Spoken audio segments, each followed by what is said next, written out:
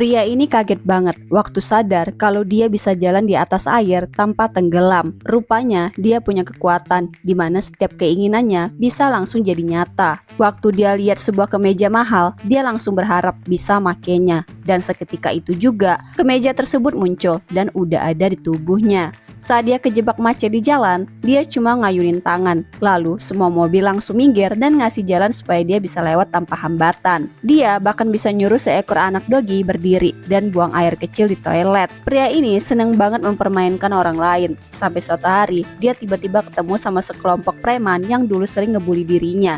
Dengan penuh percaya diri, dia datengin mereka dan nuntut permintaan maaf. Bukannya minta maaf, mereka malah ketawa ngejek. Salah satu pria botak bilang kalau dia bisa ngeluarin seekor monyet dari bokongnya, dia bakal minta maaf. Baru aja omongan itu keluar, seekor monyet beneran keluar dari bokongnya. Lihat kejadian itu, semua preman langsung kabur ketakutan. Setelah itu, pria itu nyuruh monyet itu balik ke tempat asalnya.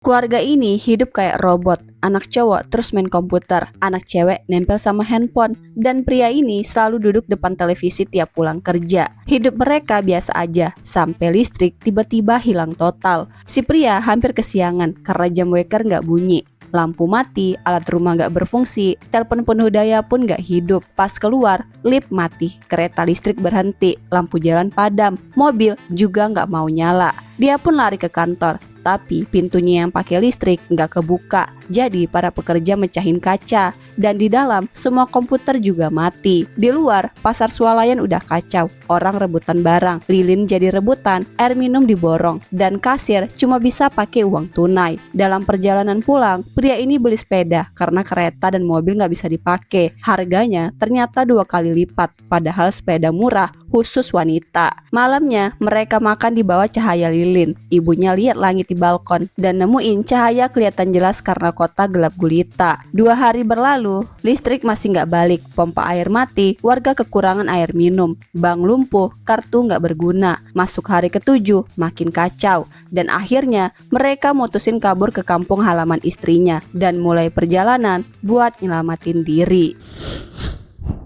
Adakan. Di saat genting itu, penumpang lain narik pria itu biar selamat. Hembusan angin gede dari jendela yang pecah bikin rambut palsu seorang wanita ke bawah angin, muter-muter di udara, terus jatuh pas di kepala kakek ini. Kakek ini bingung, langsung copot rambut itu, dan baru dia sadar kalau itu rambut palsu yang istrinya udah lama pengen. Tanpa mikir, dia pun langsung kasih rambut itu ke istrinya sebagai hadiah. Pria yang jago bela diri ini mau nyelamatin temennya yang diculik mafia. Tapi sayangnya, dia dijebak mafia setelah ketahuan kerjasama sama polisi. Untungnya, dia berhasil selamat karena polisi datang pas baku tembak terjadi. Tapi, mafia itu kabur naik kapal cepat super mewah milik kerajaan Inggris. Si pria nggak tinggal diam. Dia kejar naik jembatan dan langsung loncat ke kapal itu. Mafia nembak terus, tapi dia bisa melindungi diri dan nyangkut di tali kapal sambil diseret di atas air. Akhirnya, kapal itu berhasil dihentikan di tepi sungai.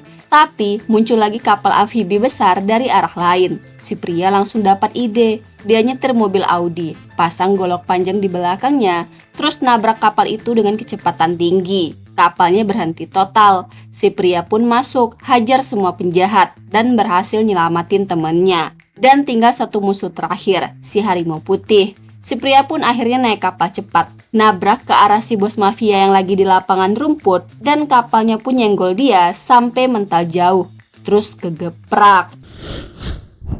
Seorang pria baru aja beli lukisan super mahal, tapi yang bikin semua orang melongo, dia langsung nyabet lukisan itu pakai pisau, terus nempelin permen karet di bingkainya. Di waktu yang sama, cowok si ilusionis ini lagi bikin portal di atas papan kayu. Begitu portalnya kebuka, pria itu buru-buru nyelipin lukisan tadi ke dalam kereta kerajaan. Si cowok langsung buka portal lain dan ngirim seorang cewek ke dalam kereta yang isinya emas sama permata. Tapi cewek itu nggak peduli sama harta itu, matanya cuma fokus ke bingkai lukisan. Pas tangannya hampir nyentuh, bingkainya malah kepleset. Cowok itu refleks ngehalangin jatuhnya pakai badannya. Para penjaga sempat ngelihat posisi cowok itu yang aneh, tapi mereka nganggep semuanya udah aman, jadi mereka cuek. Si cowok baru mau ngehela nafas, Masalah baru malah muncul. Cewek itu pakai ekornya buat nyangkut di kereta. Terus dia narik keretanya pakai kedua tangannya. Setelah narik kuat-kuat, akhirnya dia berhasil ngamanin lukisannya di dalam kereta. Habis itu dia nutup portal pakai lukisan itu, berubah jadi bagian dari keluarga kerajaan. Terus kabur pelan-pelan tanpa ada yang sadar.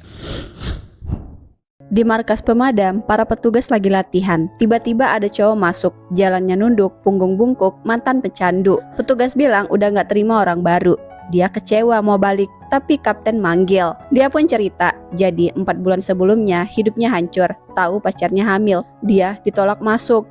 Dia pun akhirnya mabuk tibar, ketangkap polisi pas mau maling mobil. Dia pun nangis di penjara, minta ibunya ngeluarin dia. Ibunya kasih duit sedikit dan akhirnya usir dia. Hidupnya jadi makin jatuh. Sampai anaknya lahir, dia cuma sempat lihat sebentar di rumah sakit. Nah, dengar cerita itu, kapten akhirnya mengizinkan dia latihan. Tapi kadang dia bikin salah sampai satu tim ikut dihukum. Anggota yang berewokan ini jadi marah, maki-maki sampai singgung mantannya. Dengar itu dia jadi emosi, hampir mukul. Tapi kapten ingetin kalau dia berani angkat tangan, dia keluar dari tim. Dia tahan amarahnya, lanjut push up sendirian. Besoknya saat patroli, tiba-tiba pohon tumbang, hampir niban si berewokan. Tapi cowok itu sigap narik, nyelamatin nyawanya. Pas naik heli pulang, si berewokan malah jahilin dia. Ikat dia pakai lakban karena helmnya nggak ada tali pengikat. Semua orang ketawa, tapi akhirnya si berewokan ngasih tali pengikat cadangan, tanda kalau cowok itu udah diterima jadi bagian dari mereka. Habis misi, dia langsung ke rumah mantannya lagi. Kali ini pintu dibuka, mantannya keluar gendong bayi.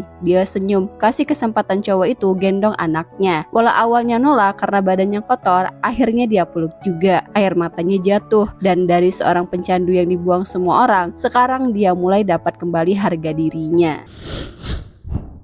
3 pramugari yang udah 6 bulan gak digaji ini nekat ngambil emas lundupan milik pilot yang mati mendadak. Lalu mereka samarin jadi coklat biar bisa lolos dari pemeriksaan bandara. Mereka cepet-cepet hubungi pembeli. Pembeli ngecek emasnya dan emas itu ternyata bagus dan mereka pun langsung dibayar. Dalam beberapa bulan, 3 pramugari ini berubah jadi wanita kaya.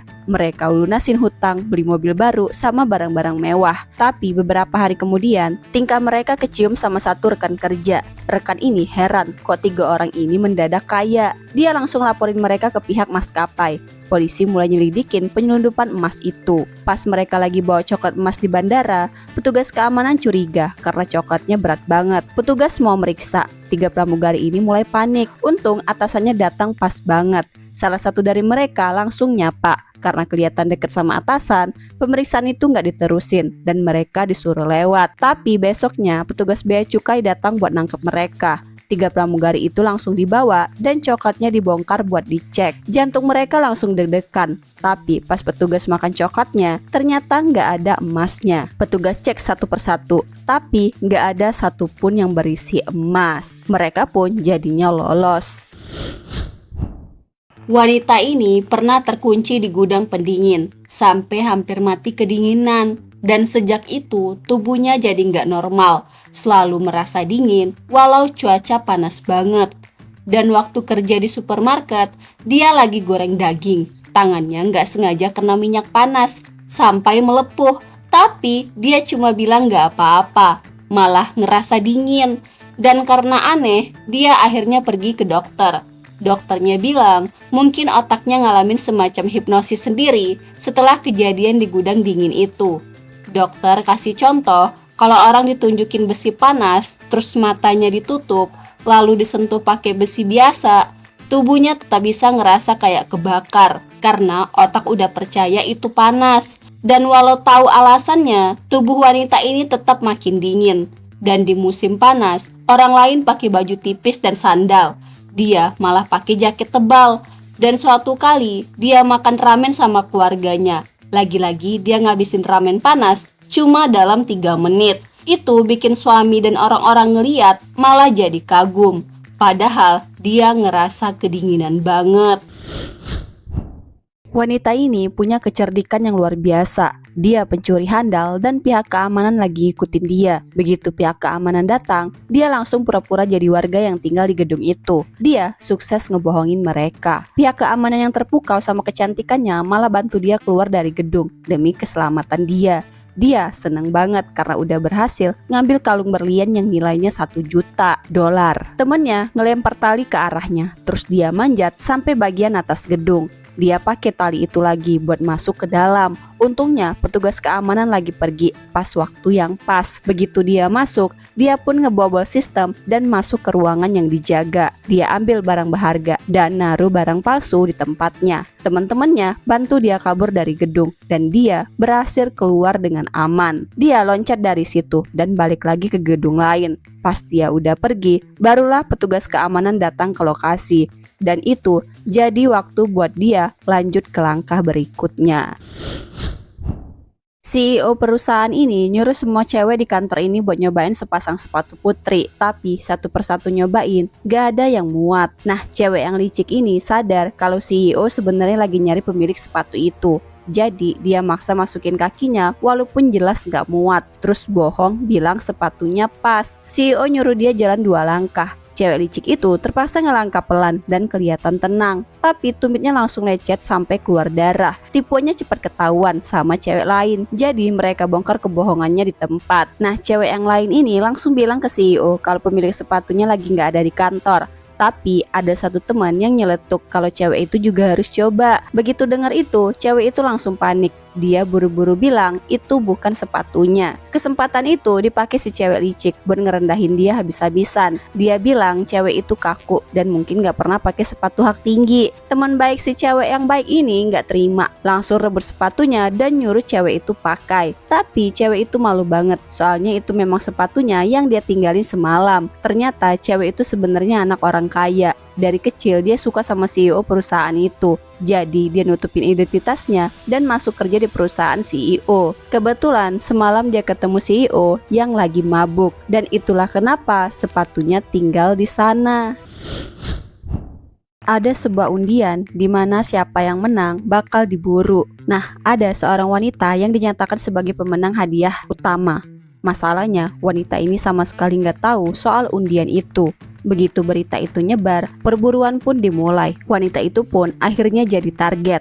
Semua orang mulai nyari dia dari berbagai latar belakang. Begitu keberadaannya ketahuan, orang-orang langsung berbondong-bondong turun ke jalan. Identitas aslinya bakal kebongkar dan semua orang bakal tahu rahasianya. Kemanapun dia pergi, selalu ada orang yang ngejar dia. Untungnya, wanita ini punya pengawal bertubuh kekar yang selalu melindungi dia dari kejaran orang-orang yang ngincar dirinya.